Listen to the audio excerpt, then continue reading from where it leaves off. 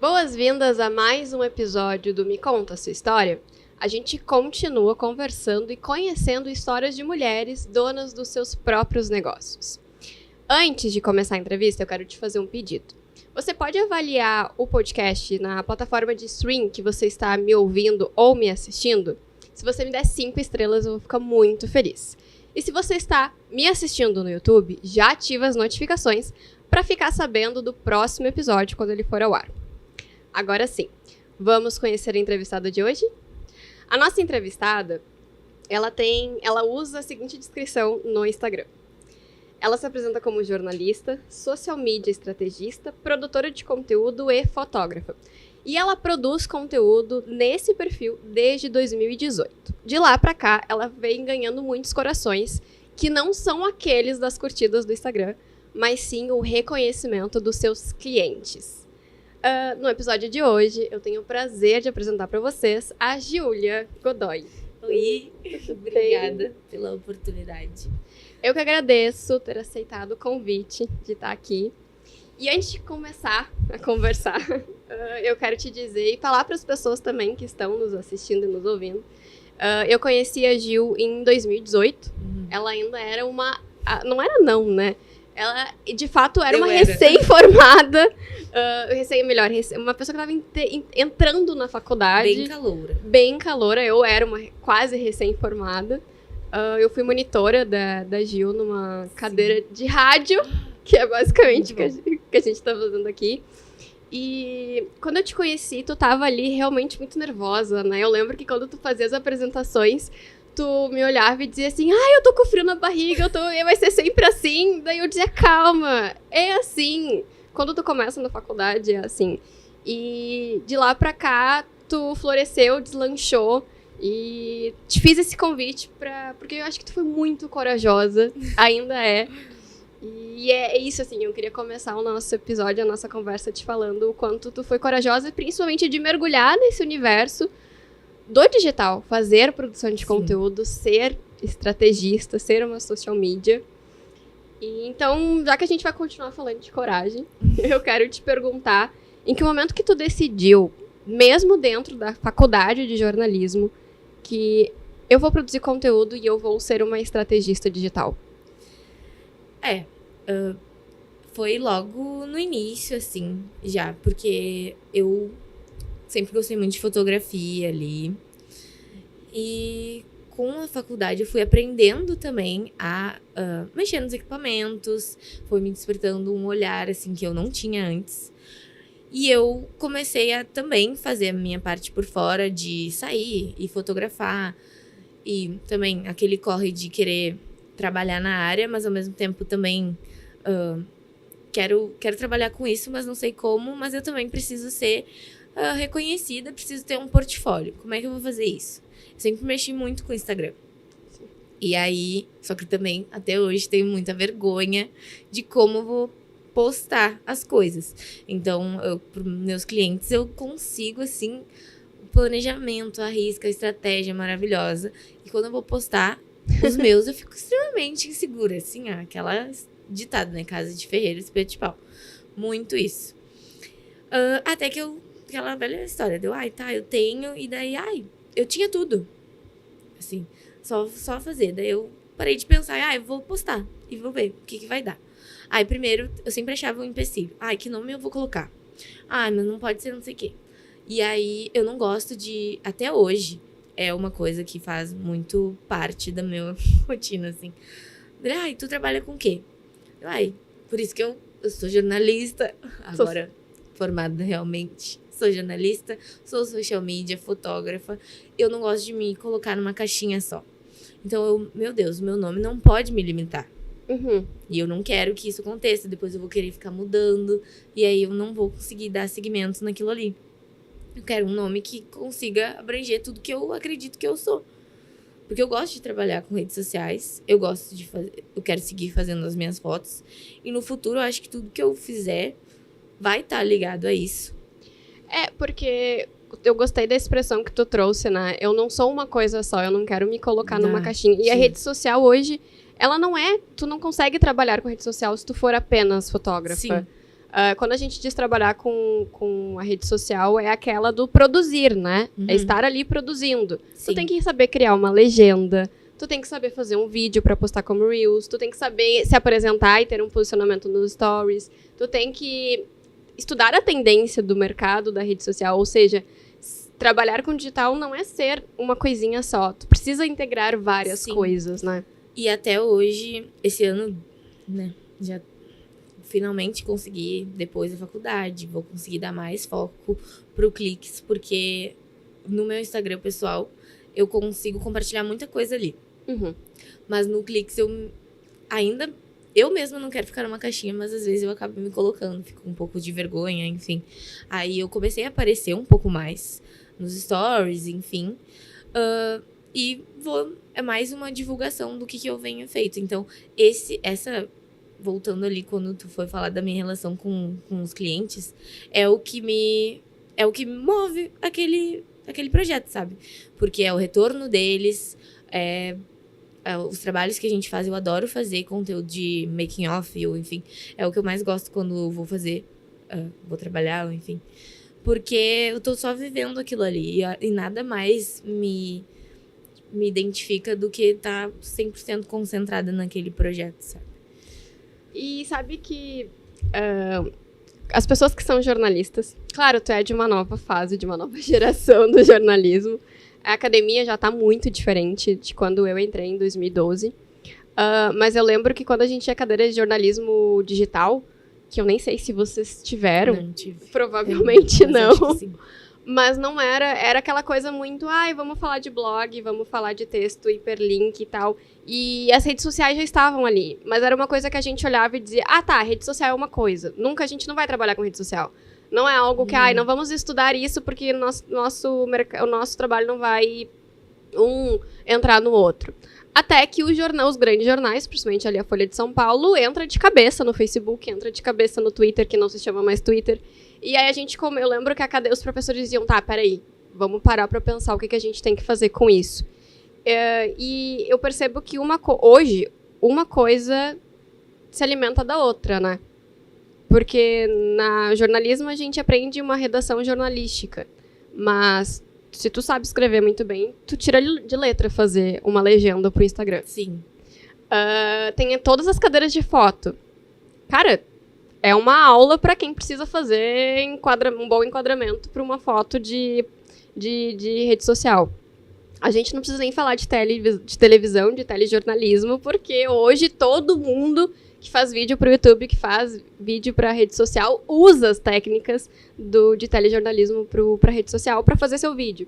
E aí eu queria te perguntar, quais as ferramentas do jornalismo que tu aprendeu na faculdade e que tu usa pra produção de conteúdo nas redes sociais? Todas. Porque eu lembro que quando logo que eu entrei na faculdade, eu já comecei a estagiar na área.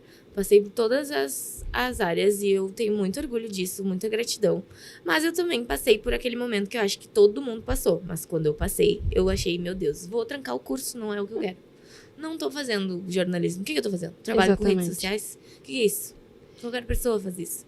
Hoje, se vem alguém me dizer qualquer pessoa faz isso, eu falo, como assim, meu filho? Não é isso.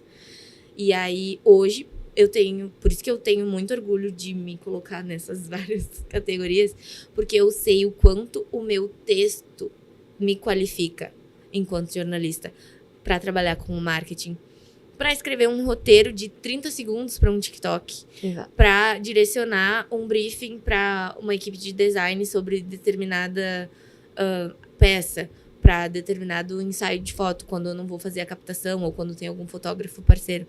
Então, quando eu comecei a enxergar isso, claro, comecei com professores maravilhosos, né? Então, eu sempre vou lembrar deles. Mas eu passei por esse momento, porque depois que eu comecei a trabalhar como social em diferentes agências, eu não saí mais de social, entendeu? Eu não, realmente gosto disso aqui, e eu não sou menos jornalista por isso. Pelo contrário, eu sou diferente dos demais produtores de conteúdo, enfim, eu não sou melhor que ninguém, mas a minha formação só me agrega nisso. Porque também ficava, nossa, mas eu queria ser fotojornalista. Mas por que eu não tô numa redação? Não, eu não sou menos por isso, sabe? Pelo contrário, acho que essa modernização também veio pra toda a academia, assim, enxergar o quanto a gente pode sair das caixinhas. Fico meio repetitiva nisso. Mas eu acho que foi algo que precisou ser feito pra sair, pra desafiar um pouco o mercado do jornalismo, sabe? Que ficava muito nichado, muito fechado aos mesmos veículos até. Então, hoje, os repórteres de diferentes jornais, eles também têm inúmeros seguidores. A gente sabe que isso não significa. Mas, isso eu não achei no Insta da Gaúcha, eu vou procurar a fulana de tal que eu acompanho, ver se ela postou alguma coisa. Então, isso foi também... exigiu que a gente tivesse conseguisse se encaixar um pouquinho. E queria falar uma coisa. Eu não lembro se eu tive jornalismo digital, mas eu tive uma cadeira que eu acredito que eu faço essas coisas até hoje dela. Que era jornalismo e transmídia, algo assim. Sim. Depois, é só para as pessoas entenderem, depois que eu me formei, eu entrei em 2012 e eu me formei em 2017. Não. Sei lá quando que eu me formei, nem lembro mais. Eu acho que você se formou... Eu entrei em... Não sei quando é. Eu entrei em 2016 ou 2017. Então eu me formei por aí. E aí a gente fez a cadeira ali de rádio e depois eu fui na tua formatura. Isso, então foi 2017, por aí. E eu lembro que começou muito essa expressão do texto transmediático também. Da expressão que, na verdade, é do Jenks, né? Que falava da transmídia, que, na verdade, o que é transmídia? Ele usa muito o exemplo do Harry Potter, né? A história do Harry Potter, que, a história do Harry Potter foi uma história de um livro, que passou para um filme, que foi pro cinema, que do cinema virou videogame. E do videogame virou vários objetos de vendas, que aqui fica meu depoimento, que tem muito mais coisa de Harry Potter hoje, que eu estou com 32 anos, do que quando eu tinha 12, mas tudo bem. Mas o transmídia é isso, é tipo uma história, um personagem estar em vários lugares ao mesmo tempo. Seja ele TV, rádio, cinema, texto. E então, provavelmente, tu deve ter estudado isso muito mais do que eu. E acho que foi nessa cadeira que eu fiquei, nossa, eu gosto de fazer isso. Sim. Porque eu não quero fazer um produto só para jornalismo impresso. Eu quero também poder comunicar aquilo ali na época era Facebook, né? Facebook. Eu nunca gostei muito de Facebook. Sempre também gostava mais do Instagram. A gente já sabia, no fundo, que ia dar mais certo. Facebook e tentar várias coisas. Então, eu achei incrível essa cadeira. Na época, eu tive que estudar algumas coisas de métricas também, eu acho. Não lembro. Mas eu fiquei, meu Deus, eu não vim pra essa faculdade de fazer humanas? O que eu tô fazendo cálculo aqui? Essa é a pior parte de trabalhar com o digital, né? Uhum. A gente diz, mas eu não sei fazer cálculo, mas a gente vai aprendendo. A gente acaba fazendo. A gente acaba fazendo até porque o correto de fazer a pauta do próximo projeto ou da próxima campanha, até mesmo do próximo mês, tu tem que olhar as métricas, tu tem que olhar pra ver o que deu certo. E aí, eu lembro que essa disciplina foi muito legal, assim, eu amei fazer. Foi dificinho, assim, mas até hoje eu fico vendo todas as coisas que eu utilizo, assim, porque não tem como. Tu tem que fazer, principalmente agora não, né? Desde que o TikTok bombou, e até uma plataforma que eu tô estudando mais, assim, porque é difícil pra mim entender um pouquinho. Eu também achei o TikTok difícil. E eu não consegui cativar eles ainda, mas eu vou chegar lá.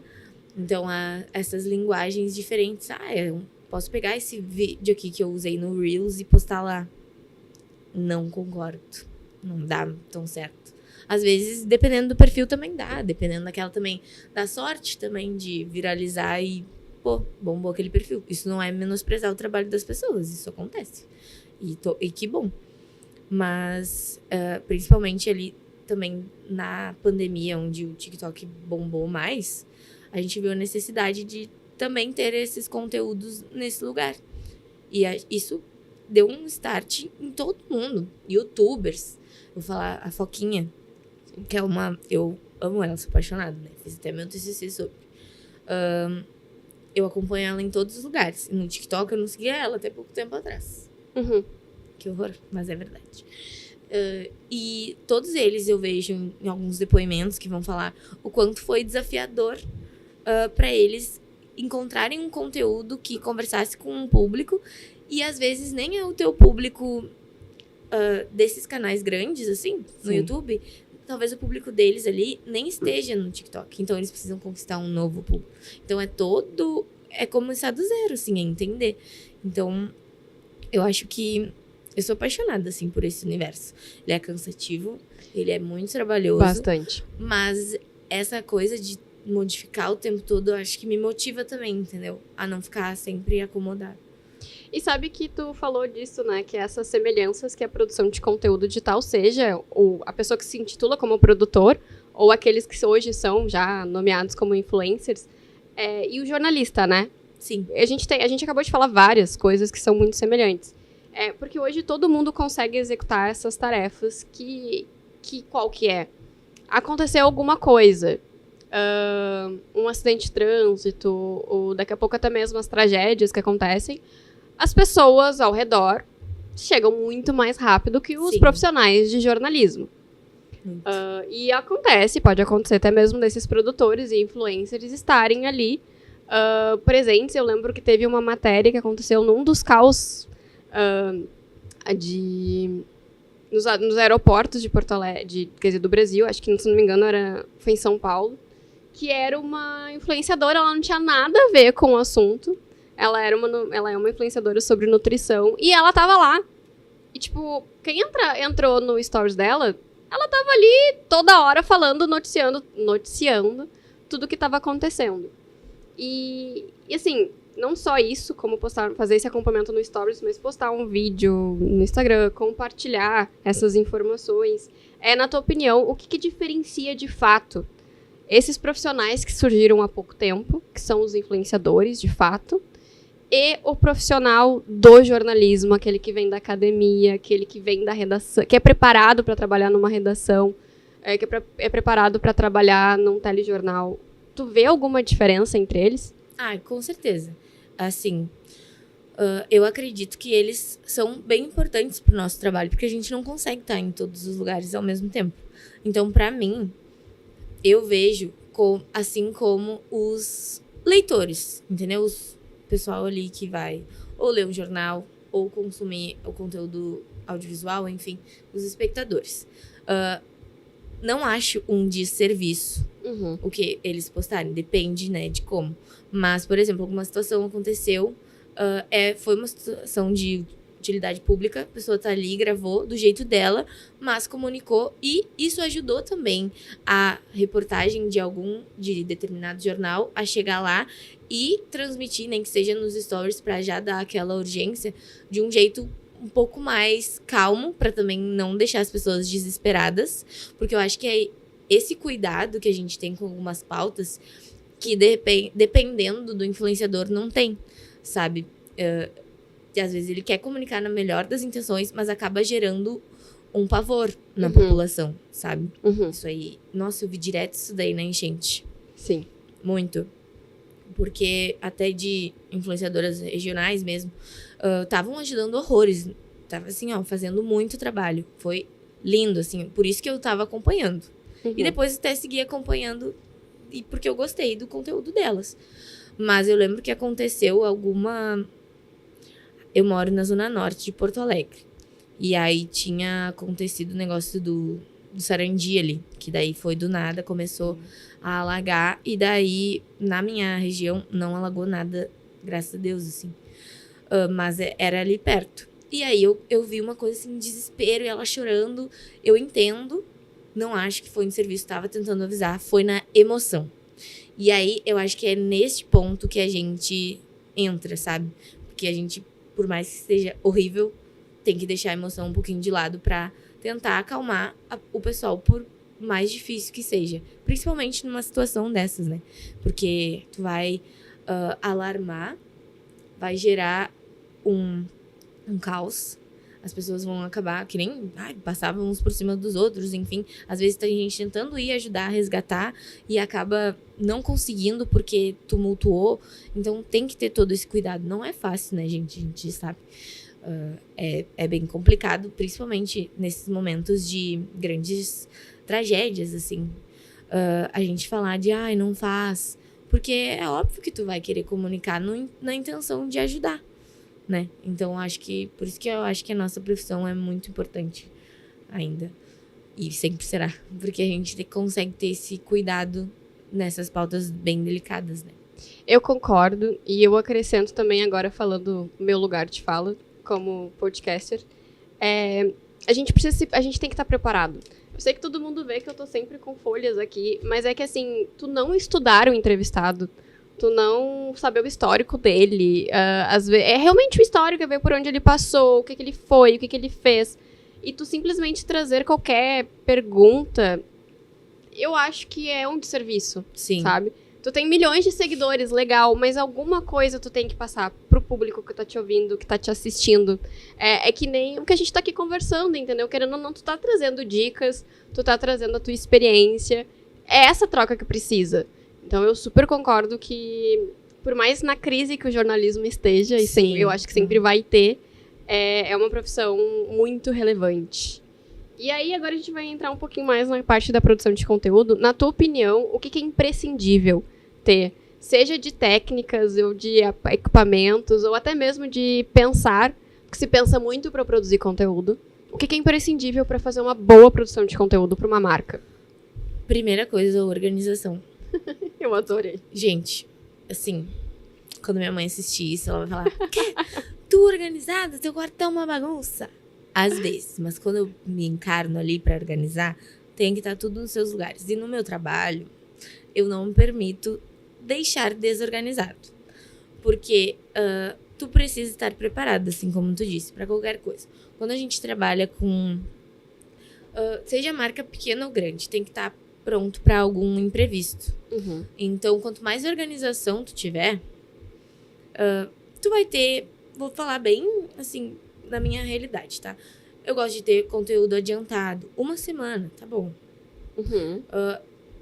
Uma semana de conteúdo adiantado, se acontecer algum perrengue na segunda-feira, eu faço esse perrengue ali, adianto, faço essa urgência e ainda vou ter todos os outros dias na gaveta. Tá. Entendeu? Porque daí, se acontecer outra coisa, vai ter semana que vem. Eu posso jogar pra semana que vem, dependendo. Às vezes não dá certo. Mas, se tudo é organizado, mesmo que não dê pra aproveitar na outra semana, porque às vezes surge urgência todos os dias. Sim, sim. E acontece, faz parte da vida da pessoa que trabalha com marketing. Não tem o que fazer. E a gente tem que também entender o olhar do cliente, dependendo do que ele quer fazer, qual é o nicho dele. Tem um evento dia tal, ele te avisou agora. E o evento é daqui 2 dias. Tu tem que chamar agora. Entendeu? Sim. Às vezes, não vai dar pra ter uma estratégia como tu gostaria. Eu já me frustrei muito. Hoje eu já consigo lidar melhor.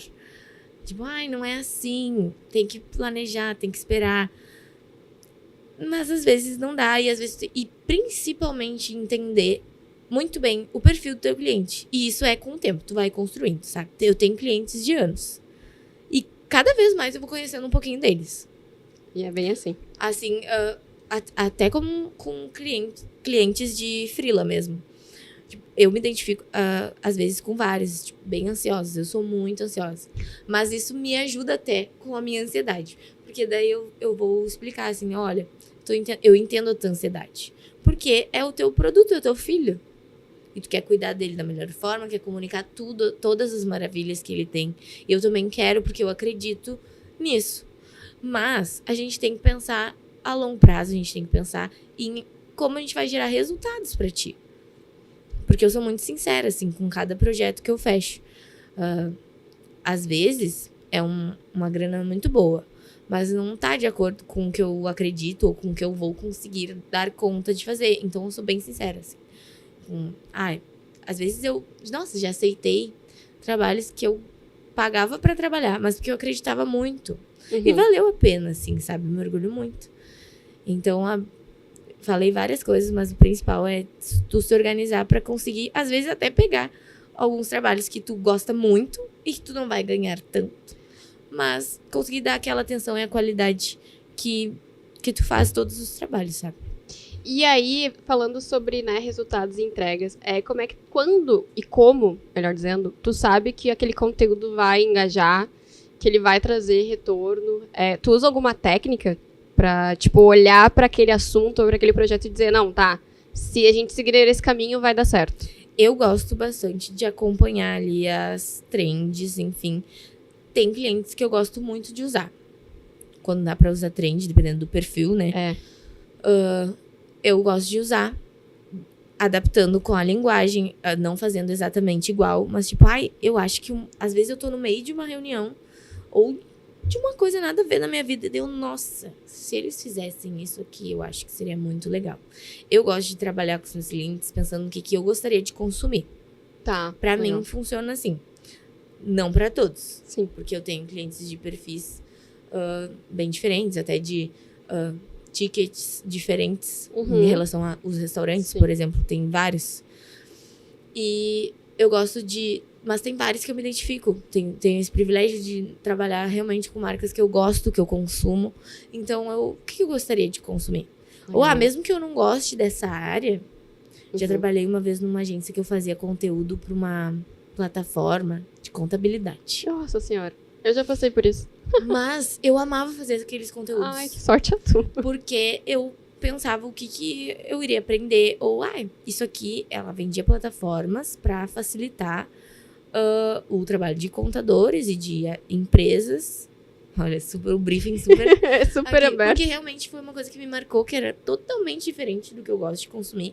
E eu adorava fazer aquele conteúdo. Porque ele era dinâmico, moderno. E não enrolava, sabe? Não usava termos, assim, que as pessoas não vão entender. Isso é legal tu trazer isso, porque uma vez eu eu fiz produção de conteúdo para um banco e eu tinha que falar sobre linhas de crédito. Então, eu acho que para produtor de conteúdo essa é a pior parte, porque toca em siglas que as pessoas não sabem. LCA. Sim. Sabe? Não sei. É tipo, o empréstimo no estilo tal, não sei o quê. E eu lembro que uma vez eu realmente pifei, assim, porque eu tipo, eu não tô entendendo nada. Eu li 10 vezes a mesma coisa e eu lembro que eu falei pra minha colega, me ajuda. Pela vez na minha vida, acho que eu pedi ajuda, assim, porque eu não entendi nada. Eu não sei o que é LCA, é LCD, e eu lembro que eu ficava com aquelas letras, e isso acho que tu trocar nesse ponto é importante, porque isso realmente é uma estratégia que a gente tem que ter como produtora, né? Sim. Eu tenho que estar a par do conteúdo, porque se eu não entender como consumidora, significa que a pessoa que está consumindo o que eu estou produzindo também não vai entender. Sim, exatamente. Eu preciso entender bem mastigado, mesmo aquilo ali, como se eu estivesse explicando para uma criança. Para que a pessoa... Porque são as minhas palavras, é a minha linguagem, que, né, a linguagem do cliente que vai ser transmitida por mim, que tá ali. Então, eu preciso que aquela pessoa entenda, claro. Vai também do objetivo do cliente. Eu quero ter mais engajamento com quem já me segue, já me acompanha, já conhece o meu trabalho. Meus clientes atuais, por exemplo, uma academia. Aí eu quero aumentar o engajamento com os meus alunos. Eles já sabem onde é a academia, já sabem o que oferece, o clima de lá, se é legal, se não é. Mas eu também quero ter alunos novos. Então, pra mim, o que eu penso? Vamos usar esse engajamento que as pessoas já têm pra conquistar novas pessoas. Nossa, ela gosta tanto de treinar aqui, então deve ter alguma coisa aqui. Sim. Então a gente vai pensar como é que a gente organiza. E eu troco muito com os meus clientes sobre tudo. Assim, na época que eu atendi esse cliente de software de contabilidade, não existia ChatGPT. Então eu lia artigo, eu lia várias coisas. Eu perguntava pro próprio cliente. Eu lia o próprio site do cliente, que o óbvio precisa ser dito. Às vezes a gente tá com um site ali, às vezes é um site que não é muito bom. Sim, mas lê e lê de novo, que tu vai achar uma informaçãozinha que tu pode usar. Então eu pergunto muito, tá certo falar isso? Me explica isso, porque eu não entendi. Ou, sigo sem entender, consegue me explicar de outro jeito? A primeira vez que eu converso, na primeira reunião, eu já falo, olha, vou te perguntar bastante coisa, porque eu preciso entender. E mesmo depois, se esse contrato for duradouro, eu vou seguir te perguntando, porque é sempre importante, às vezes, fazer. Às vezes eu mando várias perguntinhas, assim, como é que tá isso? Como é que tá isso? Pra dar um refresh, sabe? Então, eu sempre faço essa troca e mando os conteúdos pra eles aprovarem, né? Isso é óbvio. Até porque se tiver alguma coisinha que eles queiram acrescentar, ou, essa linguagem aqui, a gente usa muito tal coisa. Isso é mais no início, né? De tu entender o que eles estão falando. E aí, depois tu vai pegando, assim.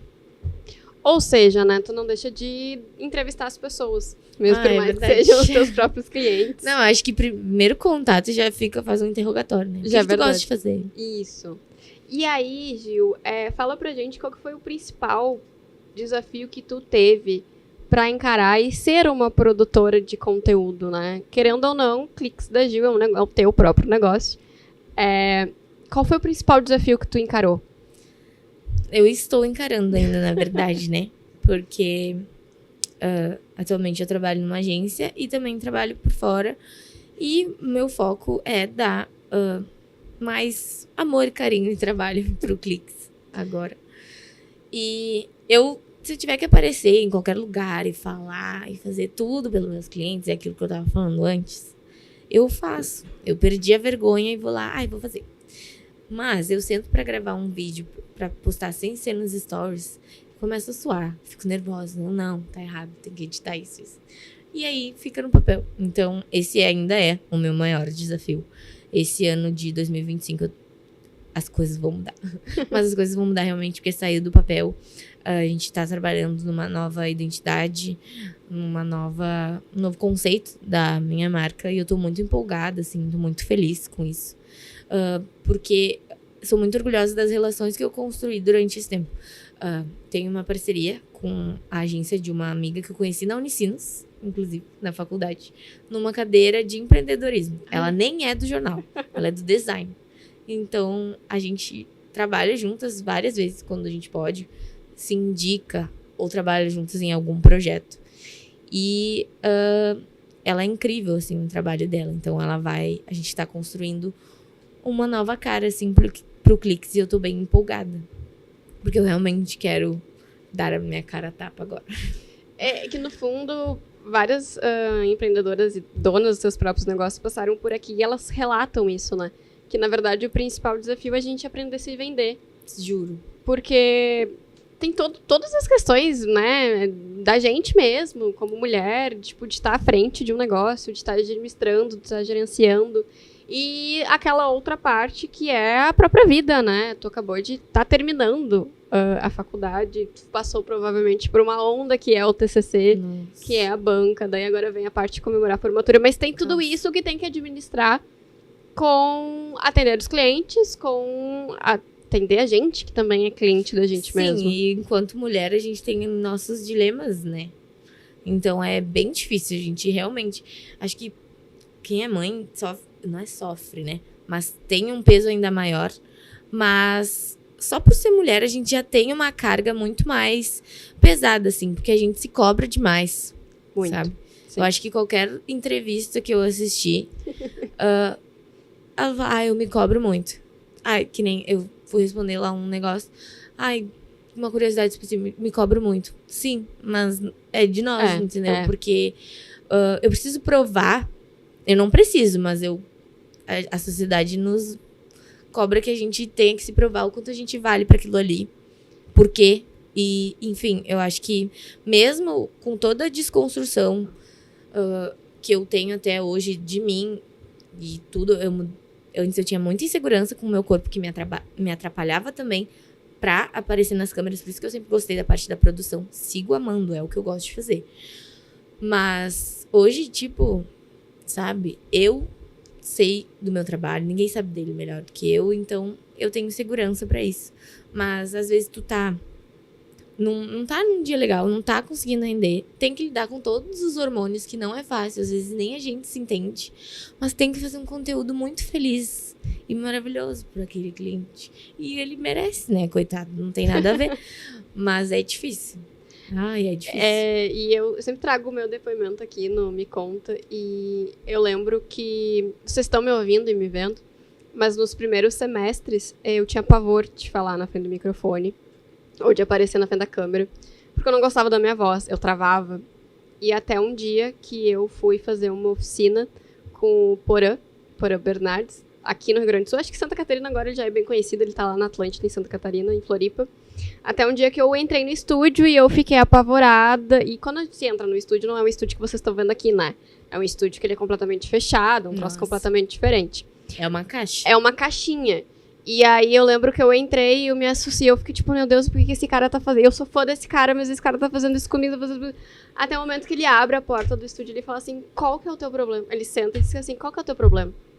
E eu, tua voz é maravilhosa, guria. Tu tem uma desenvoltura. Fala! E aí eu nunca me esqueci disso. Por isso, se você está me vendo ou me ouvindo, muito obrigada. Te amo por isso. Por isso que eu tô aqui, porque aí eu fiquei... Peraí, se o Porã tá dizendo que a minha voz é boa e que eu sei falar, por que eu tô travada? Mas é por isso. É por tudo que a Gil falou agora. Exato, e às vezes a gente precisa do empurrãozinho, sabe? Eu tive isso. Nossa, eu entrei, eu queria rádio, depois eu quis foto. Eu gosto dos dois, eu amo tudo. Hoje eu amo tudo, né? E fiz o meu TCC sobre audiovisual, né? Pai. Sim. Por que isso? Mas eu sou apaixonada por audiovisual, né, gente? E quem me desbloqueou essa skin foi, inclusive, meu orientador, o Dani Pedroso. Beijo, Dani. Também amo te amo. Eu amo todos os professores da Unicino. Sabrina, você mora no meu coração. Mas o Dani merece um beijo especial. Nossa, e eu falo pra ele, eu sempre enalteço ele, parece. Ai, olha, juro. Ainda mais depois que ele foi meu orientador, entendeu? Porque deu todo um rolê no meu TCC. Não era ele no início. Foi a Débora no começo, maravilhosa, mas ela acabou indo pra outra universidade. E ele também tava ali, tipo, ai, com qual dos dois eu vou fazer? Porque eu não queria audiovisual desde o início. Ai, que saco fazer essa cadeira só depois. Ou quando minhas amigas fizerem. Que eu não vou fazer. É sempre E eu quero ficar na produção. Pode deixar que eu faço. Trabalho em grupo? Pode deixar que eu faço tudo. Só vai lá. Só vai lá e aparece. E aí, as 2 cadeiras de tele, eu não apareci. Mas fiz toda a produção. Mas na segunda cadeira, acho que a minha trajetória acadêmica, eu, Dani e Débora foi marcante. Sim. Porque a Tele 2 ela saiu de licença maternidade e ele foi da cadeira. Meu Deus. E aí eu fiz a reportagem que eu mais amo na minha vida, que fala sobre gordofobia. E aí entrevistei mulheres maravilhosas, eu e meu grupo ali, mas pra mim, foi uma virada de chave, até por ser uma pauta que eu vivi uma época. Não, assim, nunca fui acima do peso a ponto de enfrentar falta de acessibilidade, ou enfim. Mas fiz aquela reportagem, eu amei ela. Publiquei até no meu canal no YouTube, que coitado, foi com Deus. Mas postei lá. E eu lembro que foi ele, o Dani, que me deu aquele... Não, guria, vai lá, faz o que tu gosta, daquele jeito maravilhoso. É maravilhoso dele. E aí, enfim, deu... Nossa, mas o audiovisual é tão... Eu posso me comunicar com pessoas que se identifiquem comigo. De repente, não é tão ruim assim. E foi assim que eu trouxe isso para as redes sociais. Pro meu trabalho, para as empresas que eu trabalhei, enfim. Comecei a trazer mais isso e comecei a gostar mais disso, estudar mais isso. E parar de fugir um pouquinho. Aí, depois do meu TCC, também fiz sobre audiovisual. E assim, se não fosse ele, juro, não teria. Depois, aí eu trabalhei num portal da universidade e ele resolveu fazer um programa. Não saiu do papel ali. Mas a gente acabou fazendo uns videozinhos. E se não fosse aquela empolgação ali dele, ai, tu te expressa muito bem, tu sabe falar. Ai, te acho super estilosa. E eu adoro isso, né? Que tem essas pessoas que passam pela nossa vida e deixam essas marcas.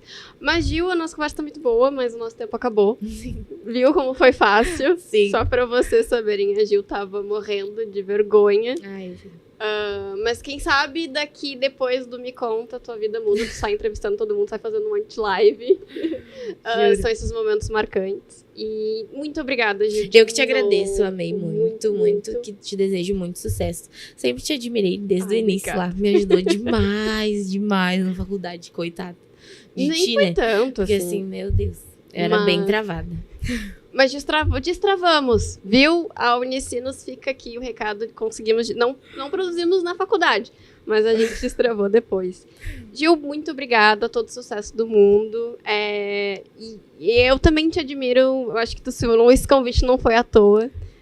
E eu agradeço a vocês que estão nos ouvindo, nos vendo. Muito obrigada. Daqui a 15 dias a gente tem mais um episódio inédito com uma outra mulher falando sobre o seu outro negócio. E lembre-se, ative as notificações no YouTube e também siga o Me Conta Sua História na sua plataforma de áudio preferida. Tchauzinho!